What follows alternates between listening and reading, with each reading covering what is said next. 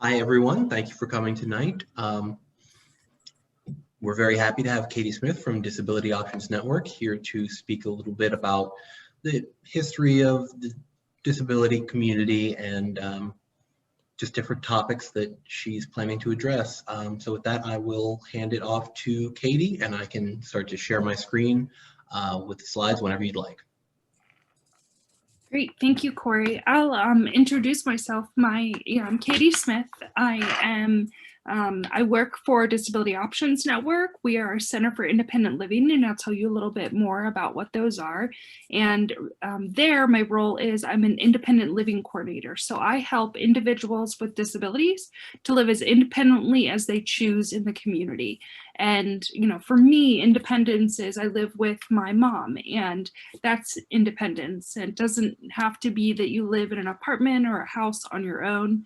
It's we empower individuals to live as independently as they choose, whatever that model is for them. Outside of my role, I am also I'm a self-advocate. I'm an individual with a disability.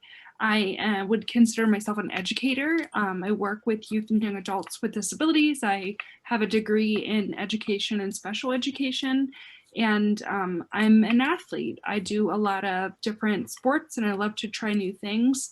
And so, you know, being a self-advocate as a person with a disability, I'll also note that I come at this with a unique perspective.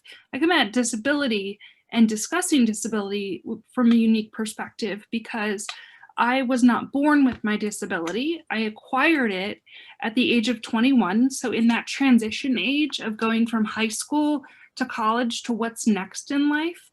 And I acquired a spinal cord injury in a car accident. And so I became paralyzed from about the chest down, and I am now considered a quadriplegic. And so prior to acquiring a disability, I didn't really know much about disability. I didn't really see architectural barriers. I didn't think about attitudinal and societal barriers. I remember a few people with disabilities in the past that I knew,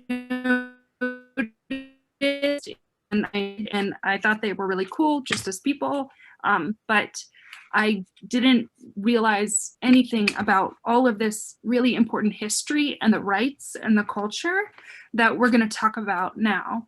So it really, I got a crash course into it, quite literally, but hopefully yours is a little bit less of a crash. So if there are no questions so far, I guess, Corey, we could go ahead and start with the slides. Anybody, Marlene or Marianne, questions? No, thank you. Wonderful. Okay, great, you're welcome.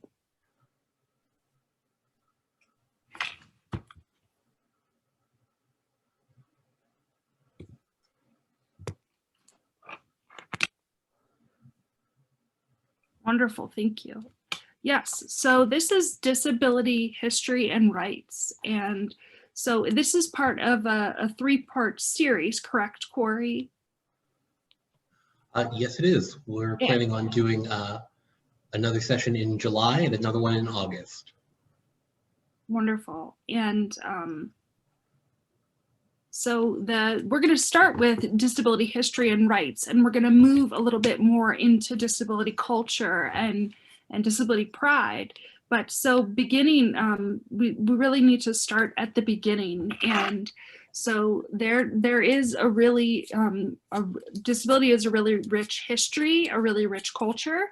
And there's so much complexity and intersectionality involved. And it's really important to know where we started to be able to move forward successfully and meaningfully including everyone. So go ahead to the next slide. Thank you. So as I mentioned, I work for a Center for Independent Living, and just a little introduction to what that is. A Center for Independent Living, it differs from other organizations by having substantial involvement of people with disabilities in making policy decisions and delivering services.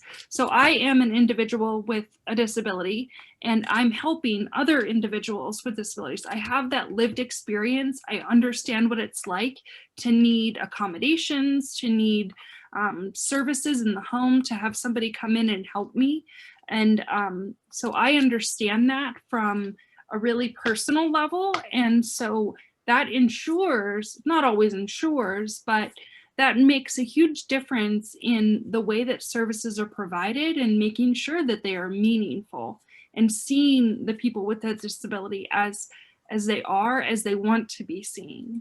And so the independent living philosophy is that individuals have the right to control or direct their lives, and individuals have the right to actively participate in all areas of community living. That's everything. That's being able to ride the subway, being able to ride the bus, being able to get outside and experience nature the way that someone without a disability who could walk through the woods could experience it.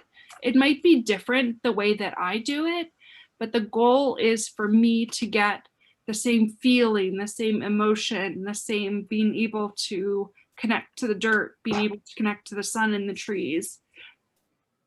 And so then that also includes that we provide resources, experiences, and opportunities to provide support to others. And Centers for Independent Living really, they did not exist for a long time. And we'll cover that a little bit more. But the Centers for Independent Living, they're also staffed. They have to be staffed by 51% people with disabilities. Our center, our office in Greensburg, I'm out of the Westmoreland office, Westmoreland County, and we're actually 100% individuals with disabilities. So it hopefully makes a great difference in our service providing. Go ahead. Yeah, so the independent living principles. So the independent living movement is founded in the belief that people with disabilities, regardless of the form, have a common history and a shared struggle, that we are a community and a culture. So someone that, I have a physical disability, someone that is deaf blind, or someone that has that has a developmental disability, intellectual disability, or autism, something from birth, that we all have very different experiences in our own cultures, but together as a group of people with disabilities, that is a culture as well. And that shared struggle of inclusion and acceptance. And so another principle is that people with disabilities are the best experts on their own needs and should decide what is best for them. We know what we want. We want to live meaningful lives. And we know the kind of care that we need to be able to get out of bed and to be able to sit comfortably in a wheelchair all day long. And so we know what we're feeling, and we know what hurts, we know what helps. And so using us as resources to find those services is really important. And so that last one is people learn and grow from discussing their needs, concerns, and issues with other people that have had similar experiences. And that's where peer support comes in. Disability is not a bad word. It wasn't always viewed that way, but it is that culture, and there is pride. And we're going to talk a little bit more about how it wasn't always that experience. Go ahead, Corey, please. And so the other bit of the Centers for Independent Living that I'll talk about is what we provide. We provide 5 core services. So the first one is advocacy, showing up when things need to change in the community. We will go and we'll advocate for that. We sit on calls with legislators. We go and do accessibility evaluations. And we also provide information and referral. And so that allows consumers to use a network of resources and partners to support them in their everyday living. And so if somebody calls me about a waiver, I can refer them to the correct office to help get that set up. And then I can walk them through that. And so skills training is another one. And provided by the SIL, those are skills that I work with youth and young adults in helping them to develop skills for independent living, learning how to cook, learning how to clean up after themselves, learning how to manage their finances. Those are all really important skills to be independent, and among others. But that's one of the things that we work on. And I already mentioned that peer support. That's one-on-one or group interactions where individuals are supported and empowered by each other. And that last one is transition. So we work with individuals to help them transition through major life changes. And one of those would be individuals who are living in institutions, in nursing homes, things like that, that want to live in the community. Historically, individuals with disabilities were put into institutions and basically the keys were thrown away and they didn't really have choices or options or support to not live there. That was more of a mandate. And so individuals who want to live in the community, we support them to make that happen. And that other transition is transitioning as a teenager from high school to what's next in life. So do they want to go to college? Do they want to go to the workforce? And so helping them to learn the skills and connect with the right people to do that. Do you have any questions so far about the Centers for Independent Living or Services, Marlene or Marianne or Courtney? Thank you. So far, so good. Okay. I don't know if anybody else joined us. Sorry if I missed you. So That's for now. I just wanted to say, I mean, I think that's I never really considered that you would want to have, a majority of staff be people who have disabilities as just a way to improve the treatment that people receive.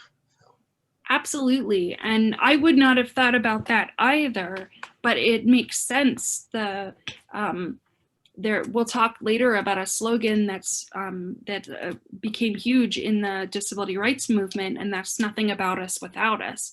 So there shouldn't be decisions made about people with disabilities without representation of people with disabilities there. And the same with providing, training and skills. People with disabilities are the experts and have lived experience of what works and what doesn't. And a really big thing with peer support, I believe, as well, is that lived experience with discrimination as well, and how to face that and how to cope with that. Those are things that you're going to encounter, unfortunately. And so it's working together to know how to handle that and it's different in every situation. Is that light that's coming in from the sunset bothering anyone on my face? I'm not really sure how to move to make it go away. No, it's fine. Okay. Yeah. Not a problem.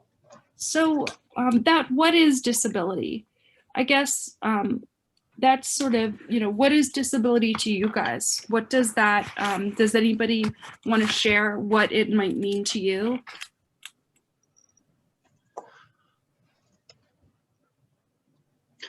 For myself, my mother is a social worker who works with families with children with developmental delays who are ages birth to 3.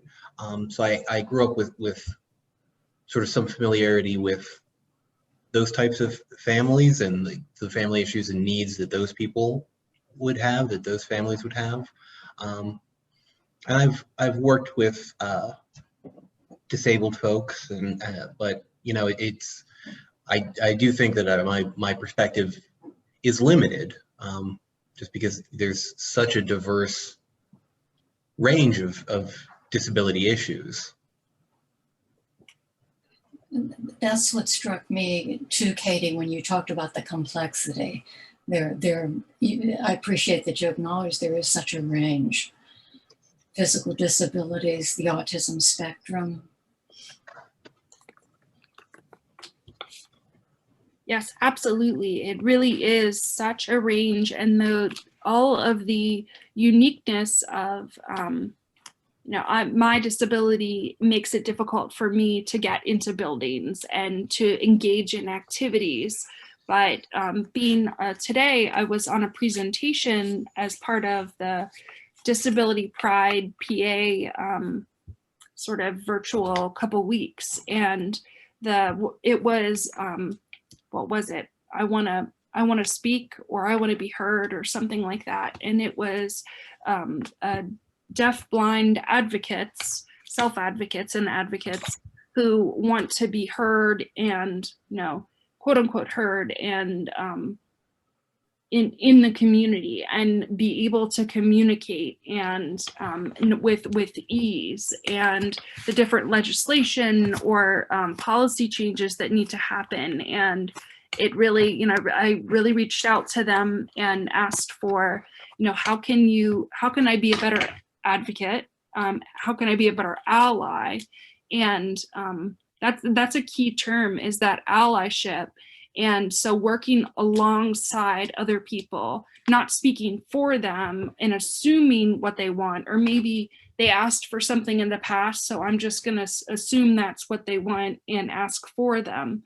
But working together alongside other people and making sure that I'm empowering them and giving them the skills that they need to be included and to advocate. Does that make sense? And when I talk about an ally? Yes. Yes. Yes. Yep. That's really helpful. Great. And I wanted to include more individuals in this presentation, but I got so wrapped up in the rights, and I got excited about that advocacy stuff. I didn't get it all in, so I figured we had enough to work with. But we can edit that as needed in the future. So go ahead to the next one. Thank you for your input on disability, both. So defining disability, and this is from the Center from Disease Control. So it's not necessarily language that I would use, but this is what, so disability is defined as any condition of the body or mind, an impairment that makes it more difficult for the person with the condition to do certain activities. So an activity impairments and activity limitation, and then interact with the world around them. So participation restrictions. So impairments that cause you to not be able to engage in activities, and then restrict your ability to interact. And that's related to conditions that are present at birth that may affect function later in life, and then associated developmental conditions that become more apparent in childhood. So autism or ADHD, as you age, it becomes a little bit more apparent that you have a diagnosis that could utilize services and different adaptations and accommodations to be able to be meaningfully included. Might be related to an injury like mine, a spinal cord injury or traumatic brain injury, or associated with longstanding conditions that can lead to vision loss or nerve damage. So something like diabetes. My father had diabetes, and he was very fit when he was younger, and as the dealing with sugars became a problem, he developed nerve pain and lost some function, had to get some amputations, so started using a wheelchair. And then, so that can be something that happens over time. And so disabilities can relate to vision, movement, thinking, remembering, learning, communicating, hearing, mental health, social relationships, really anything on that. It's a huge spectrum of, all of the ways that we interact with the world around us that can cause that disability. And so they can be progressive, meaning they get worse over time. They can be static, something like a limb loss or a complete spinal cord injury that doesn't really change over time, or intermittent, like multiple sclerosis, sorry, where you have flare-ups and different autoimmune things where the body attacks its own tissues, the myelin sheath. And disability is in fact the only minority group that anyone can join at any time throughout your life, because your race doesn't change, but the way that you interact, as far as you could acquire so many conditions, and over time people's vision goes, or the hearing goes, or your physical body sort of breaks down as you age. Sorry, you could have clicked that again, Corey. I didn't mention that.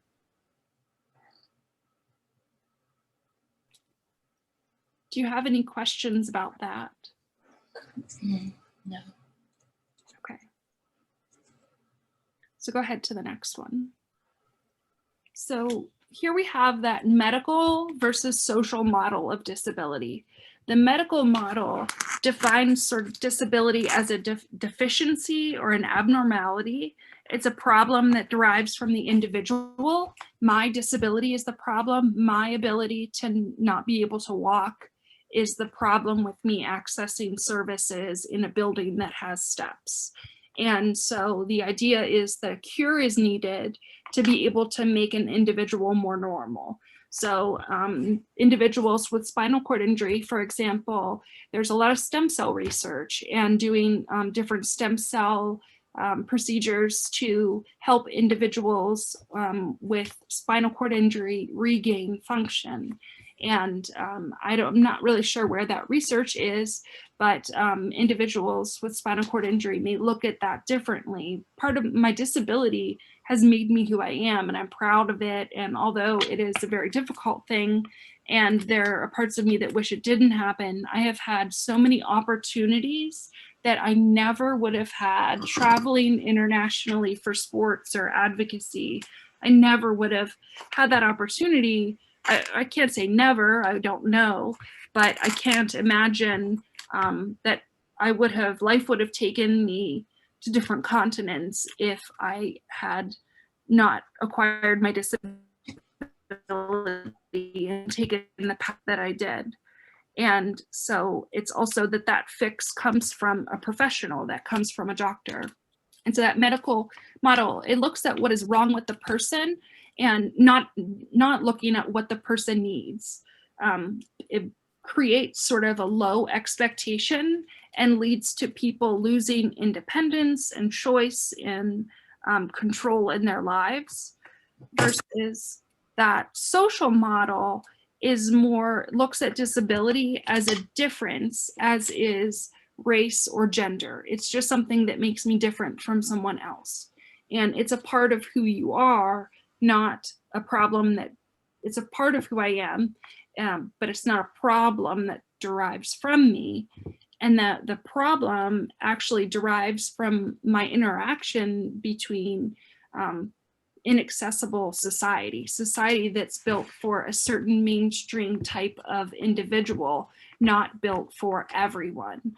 That's where we look at universal design is what we are advocating for. Buildings that are built without, why are we still building houses with steps? That limits, then we have to adapt them if I wanted to go buy a house. Why aren't there more houses that are just built straight without steps? Because eventually it's going to be hard for any able-bodied individual to climb those steps as they age. And then that last thing is that change is needed in society. So that advocacy in society for universal design, or for the way that communication happens in schools and the way that things are designed. That social model, it's a way of viewing the world that's been developed by disabled people. And it says that, that model says that we're disabled sort of by those barriers in society, not by the impairment of my body function. It's more the impairment of, you know, things not being able to interact with them.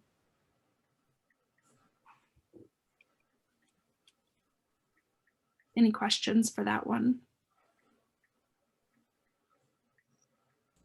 It seems very important to realize this difference and to look at this as just part of who you are, and being one of the aspects and how we're different from one another, as opposed to a problem that needs to be fixed. It's very making me think. So I appreciate it, Katie.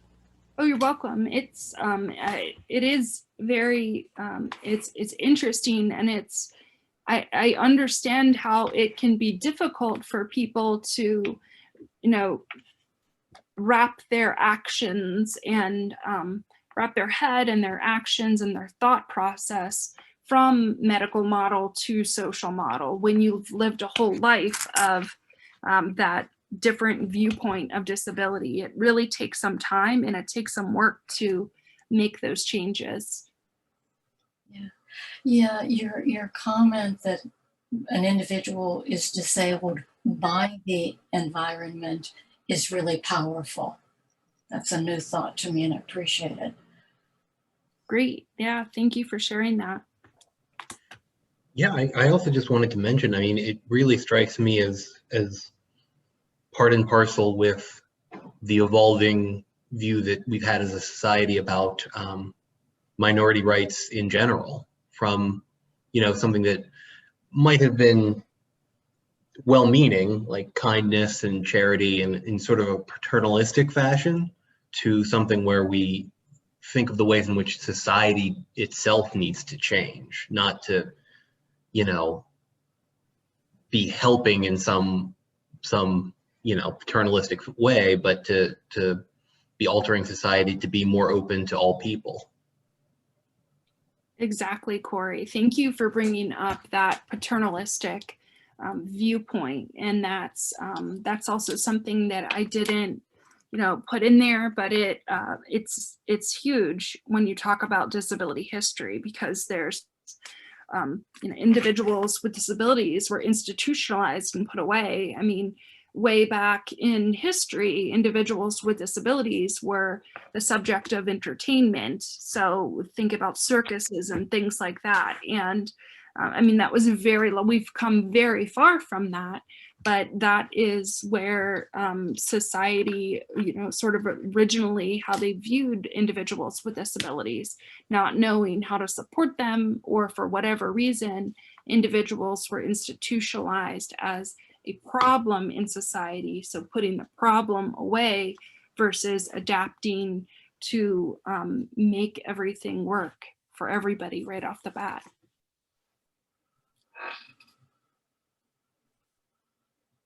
Go ahead to that next slide. Yeah, so this is that disability history. So people with disabilities have had to battle against centuries of biased assumptions, harmful stereotypes, and that irrational fears, like you can catch disability, can't catch disability, you can catch diseases that can cause disability. COVID can have lasting effects on your respiratory system, which could be considered a disability if it really inhibits your breathing to a severe amount. And polio, a disease that also caused, you know, causes paralysis, and has, you know, hopefully been fully eradicated. I believe it has, but never know. So that stigmatization of disability resulted in the social and economic marginalization of generations of Americans with disabilities and individuals worldwide with disabilities. And like many other oppressed minorities, left people with disabilities in a severe state of impoverishment for centuries. And so I believe that I also, you know, go into the, you know, I mentioned that individuals with disabilities were institutionalized, and Then we had that independent living movement, which I'll get to here a little bit more. But it's, choices weren't made by people with disabilities. They were made for people with disabilities. And there were all of these viewpoints on these harmful stereotypes and irrational fears that limited people. Do you guys have any additions to that of note?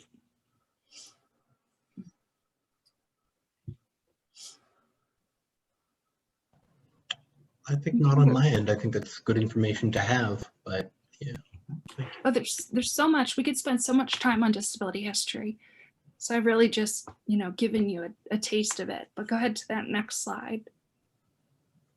And I'm sorry that these are just like paragraph, but I just thought that the wording was so good, and I didn't have the source on here. I apologize. The 1940s and 50s, disabled World War II veterans were coming back, and these individuals had served their countries. They had made the choice to go over or been drafted and gone over and risked their lives and limbs to protect the freedoms of Americans.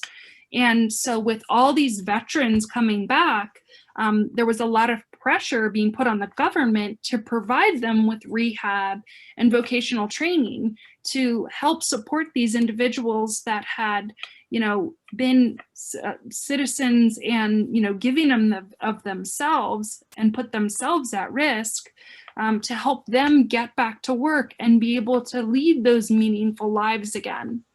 And the World War II veterans made disability issues more visible to a country of very thankful citizens who were concerned for the long-term welfare of these young men who had sacrificed their lives to secure the safety of the United States.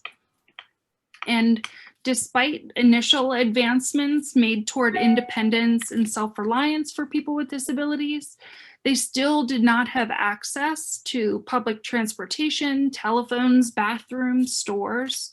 So if you can't get into the door, how can you get your shopping done? How can you go to work if you can't get into the door or use the bathroom once you're there? It really creates huge limitations, and that's not even noting the stereotypes as well, which made people, when you're looked at in a negative way or treated in a negative way as you're less than another person based on your physical attributes or abilities, it makes you not want to leave the house. It's very hard to face those things and have that drive to move forward and continue to give of yourself. So go ahead to that next slide. May I interrupt?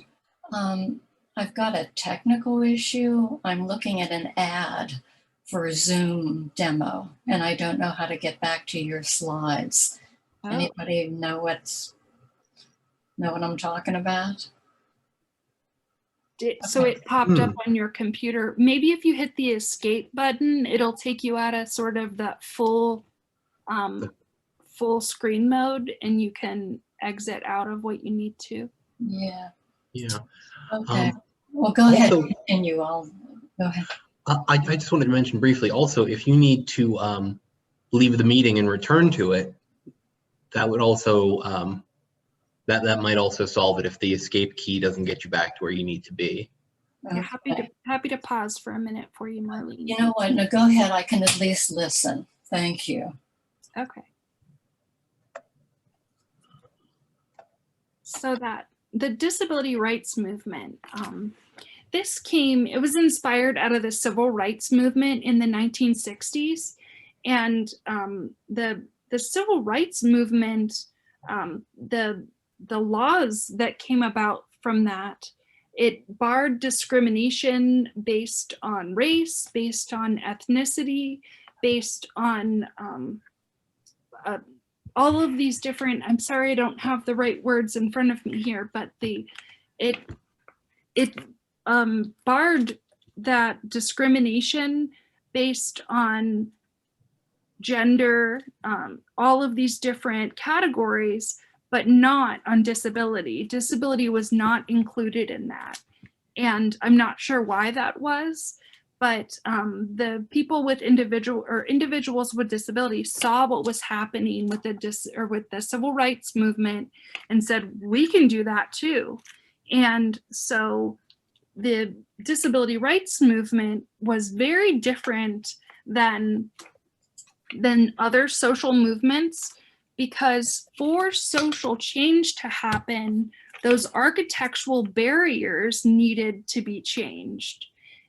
So that was a whole nother bucket that had to be taken care of before that social change could happen, before you can affect the policies that are being made in that Capitol building. You have to be able to get there and be able to share your story and be able to make an impact on what meaningful inclusion really looks like, especially being physically included in the meeting. And so that necessary accommodations and services need to be different. That was different from other movements. And the fact that disability crosses race, gender, class, it crosses everything, crosses nationality, disability, and anyone can have a disability, anyone can acquire a disability. So it's really important that to note that with the disability rights movement. And then the last one is that individuals were brought to disability in many different ways. So with different affiliations or varied expectations of what should happen. And I'm sure that that's similar in other movements as well, whether you're, but being a parent or a sibling or a friend or a neighbor or a teacher of a person with a disability, or the person with a disability, all of those people have had different limelight experiences into the world of disability. My brother has a different experience as my sibling versus my mother, who has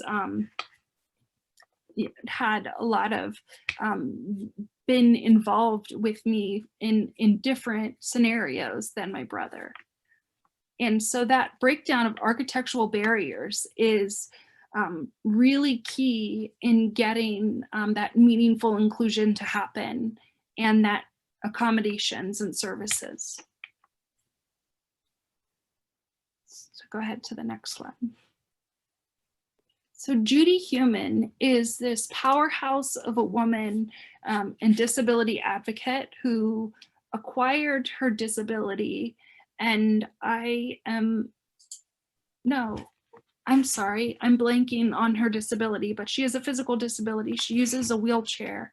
And this is a viewpoint from hers. This is a quote of hers from an article that I read recently. And so people saw walking, hearing, seeing, talking, and processing information in a typical way. So the way individuals with disabilities do it, that typical way as being the most important.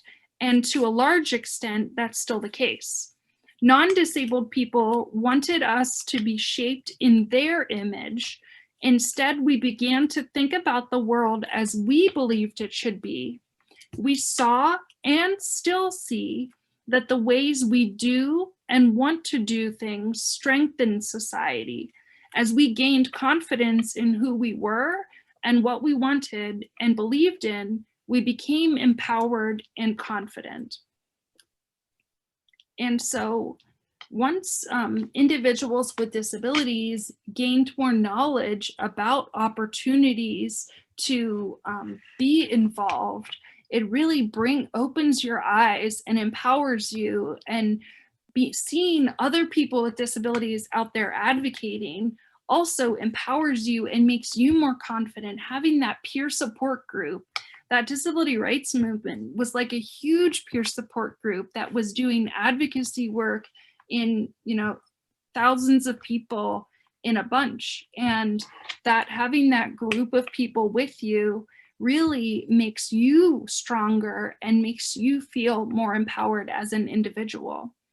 And so we talked about that medical versus social model, where Judy talks about that non-disabled people wanting us to be shaped in their image versus trying to fit that square peg into a circle hole, and trying to shave down that square peg so that it works instead of expanding that circle to fit the square.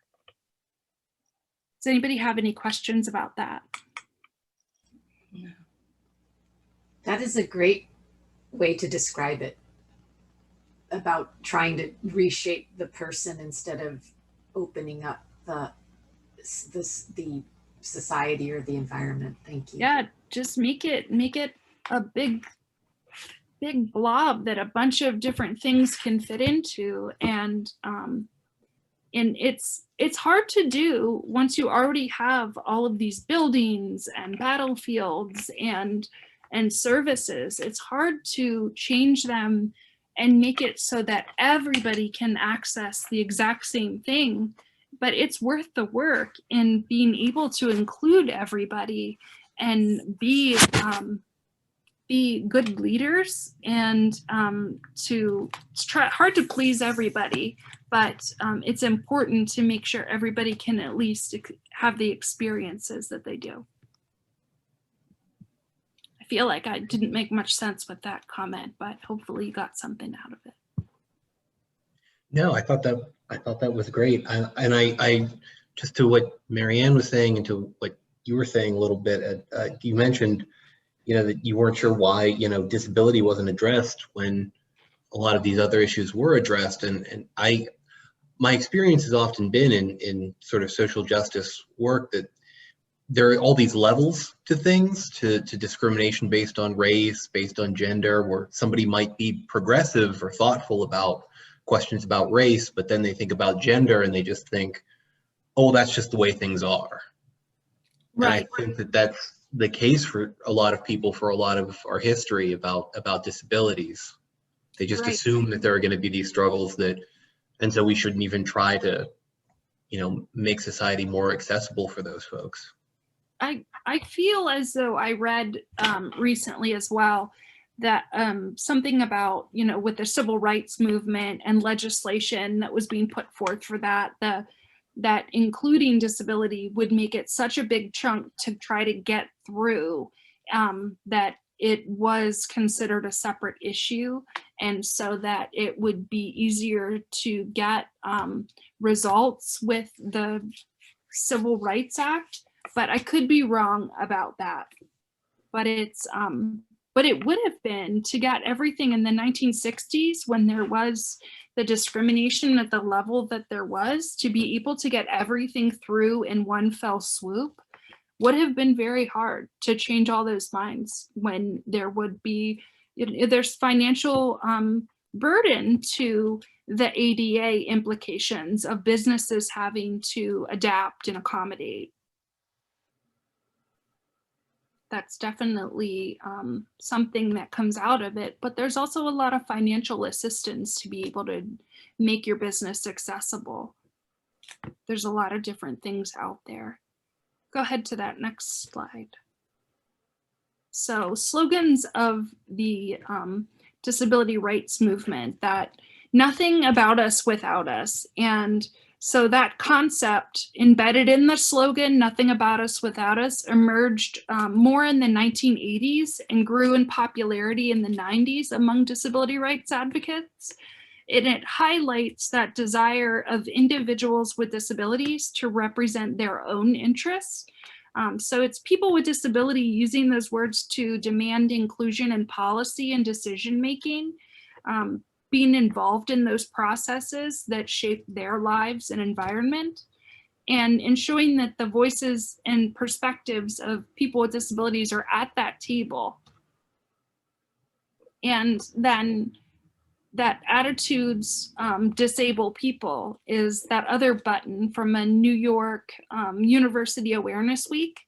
And you can see that that's in 1986. And that's the idea that makes the point that disability is not the problem, but rather it's people's attitudes about it. So go ahead to that next slide, please. So here we get into some of the disability rights that are really important. And Section 504 of the Rehabilitation Act, that's one of the Rehab Act. It banned discrimination similarly to how civil rights laws ban discrimination on the basis of race, ethnic origin, sex, or gender. And from a legal perspective, this is the most historic and profound of the disability rights, because it was it prohibits that discrimination on the basis of disability in federal programs and services and all other programs and services receiving federal funding. So if you think about it, you know, how many things in your community receive federal funding? Does the Monroeville Public Library, is it completely not for nonprofit, or you know, self-funded, or you know, how is the library funded? The library itself is, the bulk of our funding comes from the municipal government of Monroeville, but we do receive funds and grants from a variety of levels of government. So yeah, I believe that we do receive some federal funding. Right. So if you received any federal funding, this act would definitely impact you. And this was the first time that the exclusion and segregation of people with disabilities was viewed as discrimination. The first time in a legal document, it was written out as it being discrimination. And it's the first time that the inferior social and economic status of people with disabilities was viewed not as a consequence of the disability itself, but instead as a result of the societal barriers and prejudices. And it was also the first time that people with disabilities were viewed as a class, a minority group, instead of being categorized based on their diagnoses, like spinal cord injury or autism or traumatic brain injury, all of those things. Instead, it was this group of disabilities as a minority, as a culture. And this act really formed the basis of what would become the ADA. And so this happened in 1973. And it was this monumental victory, but it took 4 years to get regulations written so that enforcement could begin. And so in 1977, activists started staging sit-ins so to try to block that, or try to push this forward. So go ahead to the next slide. We'll talk a little bit more about that. So like it says here, that act happened in 1973, and then it took the 4 years for the regulations to be written so that enforcement could happen. And so government was trying to figure out what was the right way to write all these things out so that it could be enforced appropriately. And they were dragging their feet and taking so long. People with disabilities got tired. They got fed up because they'd worked so hard to get this act pushed through government, and then it was just sitting there on someone's desk while there was that arguing about it or deliberating about it. And so in April in 1977, the activists started demanding that 504 be, the regulations be issued, and staged sit-ins at several governmental buildings, the Department of Health, the Department of Education, and the Department of Welfare, those buildings throughout the country. And the sit-in at the San Francisco Department of Health, Education, and Welfare, it was organized by Judy Heumann, the activist, the leader that we had mentioned before. And that lasted 28 days. 28 days they stayed there and kept work from happening, shut down that building. And that was longer than any civil rights demonstration in the United States history. And things did finally get pushed through. And that was really a very important, that those sit-ins made a huge difference.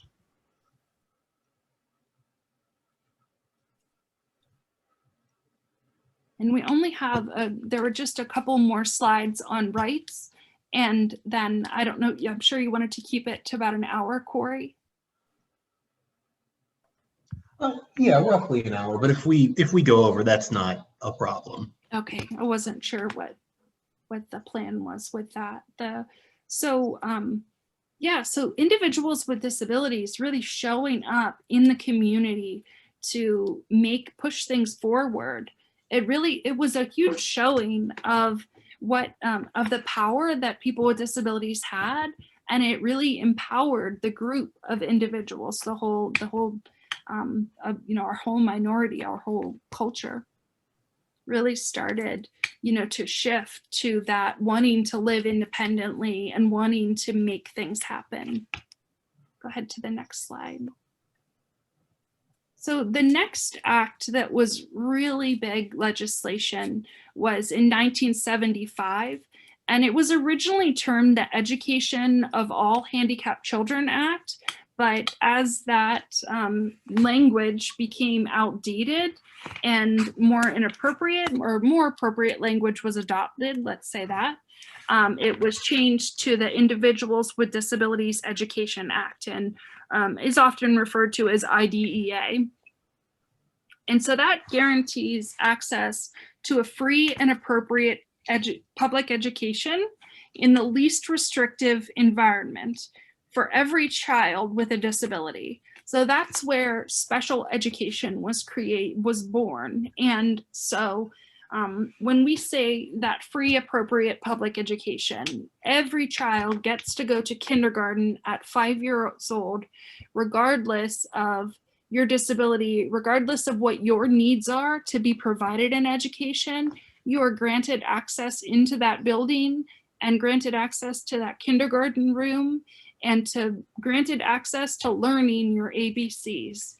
And when we say that least restrictive environment, you have a lot of kids that, let's say with autism, who get very overstimulated with a lot of noise, a lot of movement around them, and have trouble focusing and may even shut down in that environment.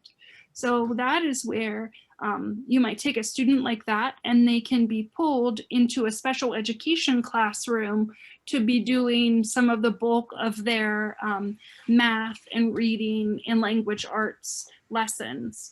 And so kids, that would be a smaller room, a quieter environment, and a teacher that is more specialized in understanding the needs of that particular student. And that also ensures that, like I said, special education and related services. When I say related services, kids might need speech therapy, occupational therapy, reading specialists. And then other amendments have led to increased emphasis on access to that general education curriculum.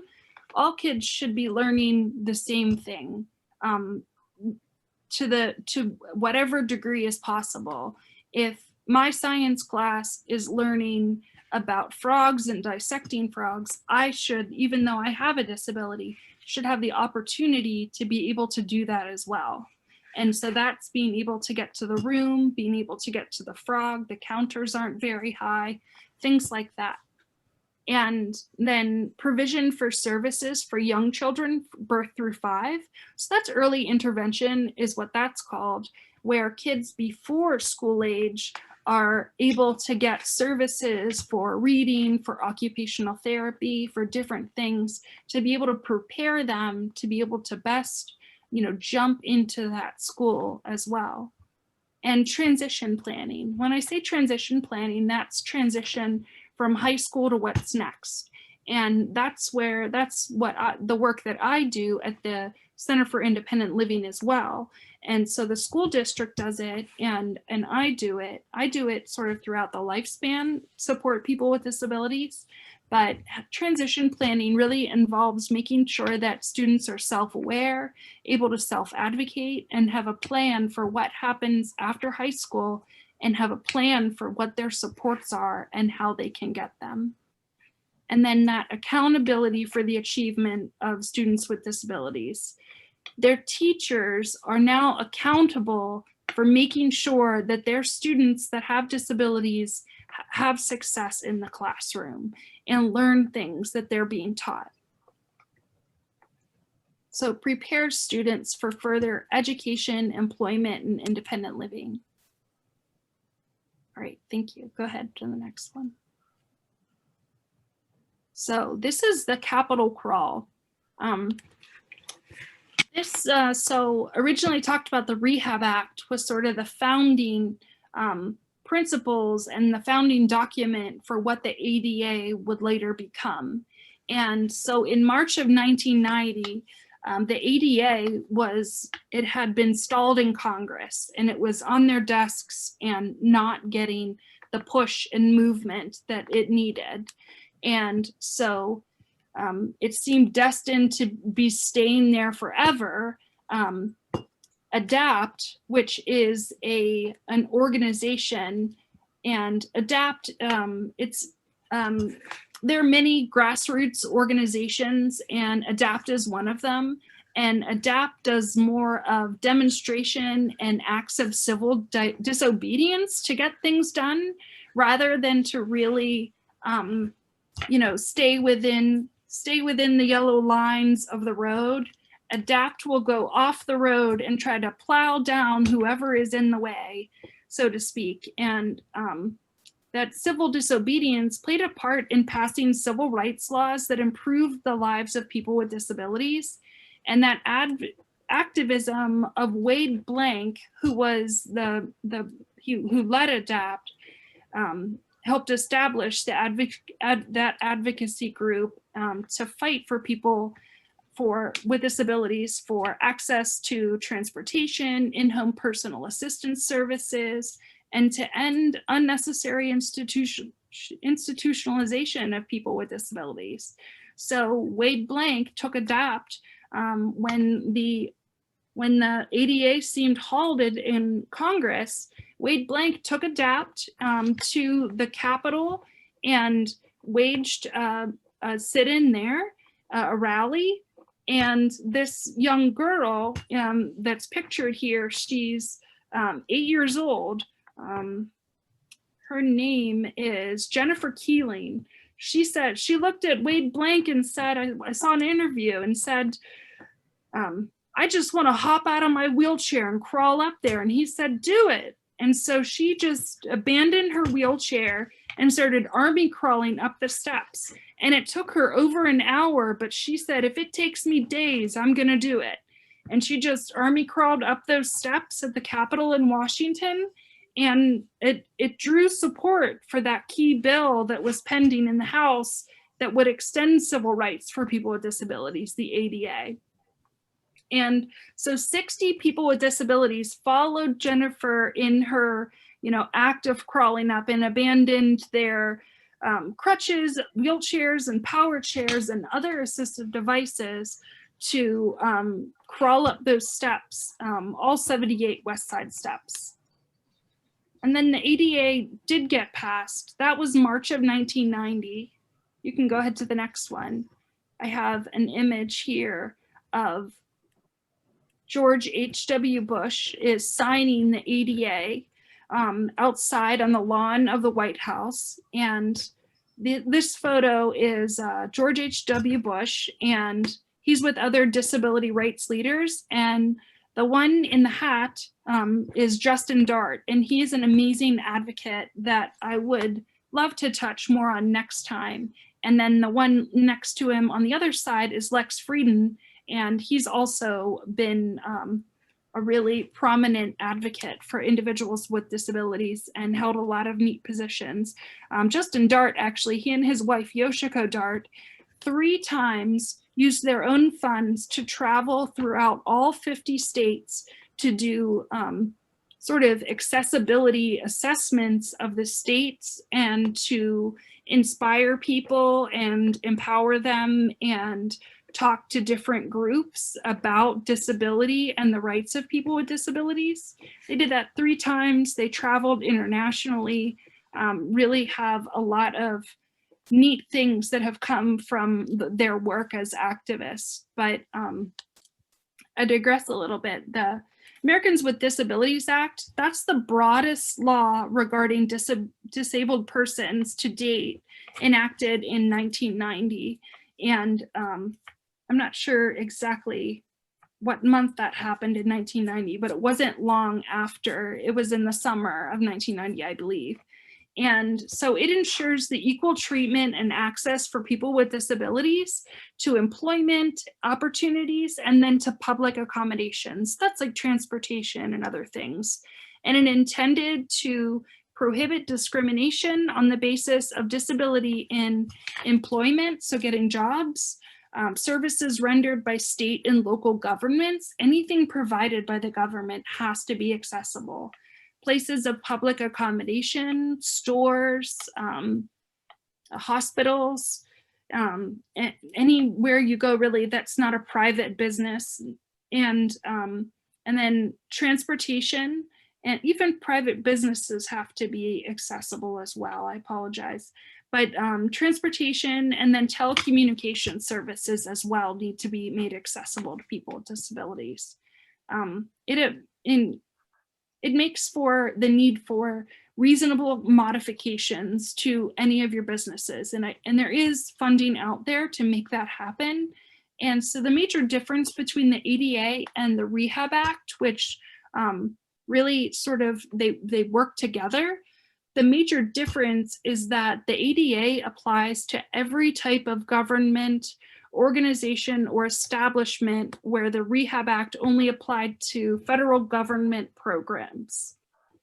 So the ADA really was that huge expansion. Does anybody have questions, or are there any other topics that really that have come up for you with disability history, or questions that you have pertaining to the ones that I did mention already that we can move forward to plan for next time? Yeah, I wouldn't mind hearing more specifics about the ADA. Absolutely. Nothing in particular that I can think of, just more specifics. Yeah, we can definitely do that. I can even provide some resources if you also wanted to look at them, outside of this. But I can definitely, it was that the most comprehensive coverage. I think I did mention that really covered pretty much everything. And there are still things. There were amendments in, I believe, 2008. There were some amendments to it. And I can, pull those up and share them next time, or also forward them to Corey, or if you want to give me your contact information as well. Or Corey, you can share mine with both Marlene and Mary Ann. And okay, yeah. I'll make sure to put my email in the chat function, and anybody who'd like any additional information, email me. I can provide her email address. As far as things for next time, I mean, I'm very glad you talked about the Capitol Crawl, because I think that's just such an iconic moment in civil rights history. It is, and I should send you, Corey, some, more images, or some resources, and looking at watching videos of some of these things, these activism moments in history. It's so neat and so inspiring, what people did, and having that rallying support makes such a big difference. And I've been involved in some disability advocacy at a local level, at a national level, and even I've had an opportunity to be at an international level, which has been really inspiring. And at an international level, I didn't mention this, the CRPD, I'm blanking on it. It's the Convention of Rights for People with Disabilities. It's this international sort of document. It's like the ADA, but it's international, and it's the Conference of States Parties. That's when they come together and talk about the CRPD. And so many countries have signed on to it and said, we will abide by that. And the United States has not, coincidentally, signed on to the CRPD. And part of that is that, you know, the United States is so far ahead of a lot of countries, but starting to lag behind. Some others are really moving forward. Like Japan is such an accessible place and really, you know, very inclusive. Sorry for that ringing. But the, I believe, to my understanding, the United States has not signed on to the CRPD to not be governed by a broader or a different entity because we have the ADA, but I don't agree with that perspective necessarily. But yes, the Capitol crawl, that really is. And Judy Heumann, there's a Netflix documentary as well, which is called Crip Camp.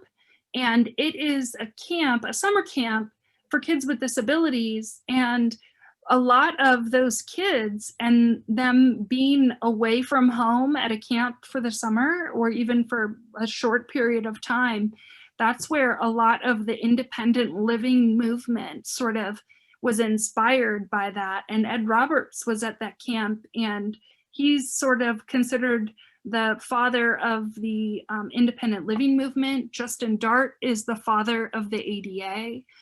It's really, I could go on and on, but I'm sure you guys have, I've inundated you with a lot of information.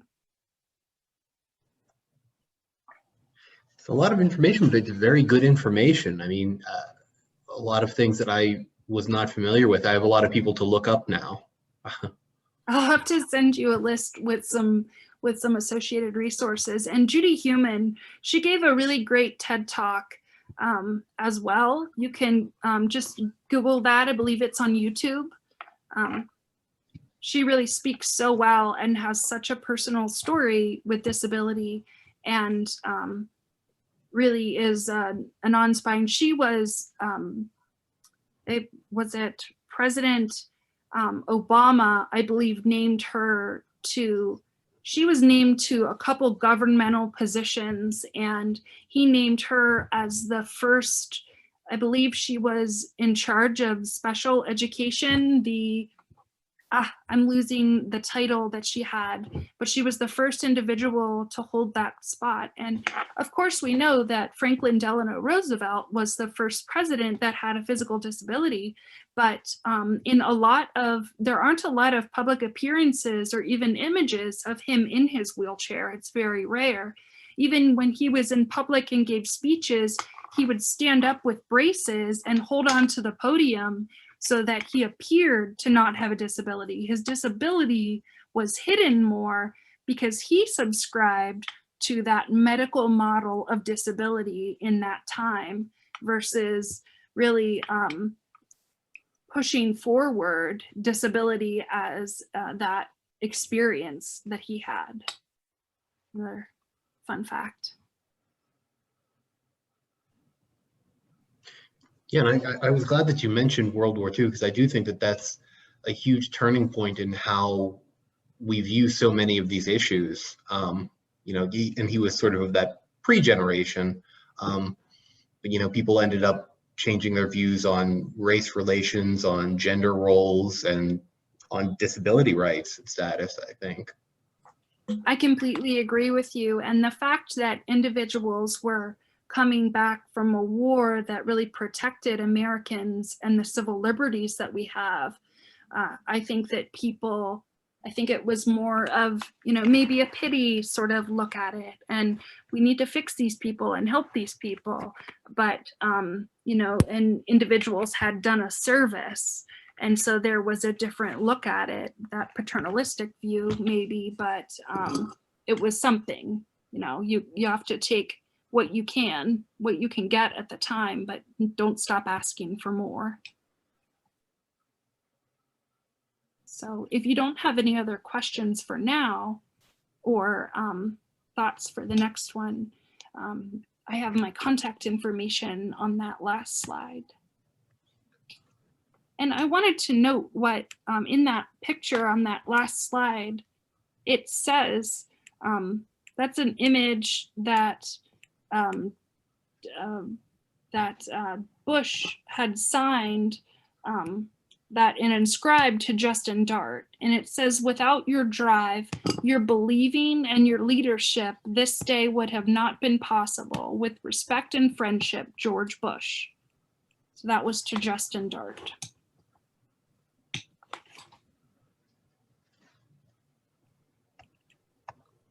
You are so welcome, Marianne. Thank you so much for joining us and sharing some perspectives of your own. Really appreciate it.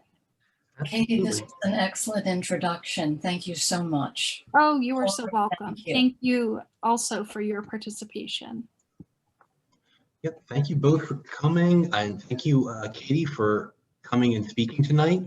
I just put my email address in the chat function, so if you think of something that you would like to see addressed in a future program, let us know, and we can address that and hopefully provide you any information that you have or questions you might think of afterwards. So. Thanks. And Corey, might you be willing to send us Katie's information maybe in an email? I could try to write this down, but then you're gonna have to leave this slide up for a while. I'd be happy to, yeah, Corey, you could send my information. You could even forward the slides if you guys want to have those. You're welcome to them. Yeah, please just send me an email. So I definitely have yours, Marianne. But just send an email to littleC2@einetwork.net, and I can send along Katie's email or a copy of these slides, whatever you would like. Just let me know. Okay, thank you. Thank you. All right, then I think we will wrap up for this evening, unless there's any final questions or anything. Again, thank you.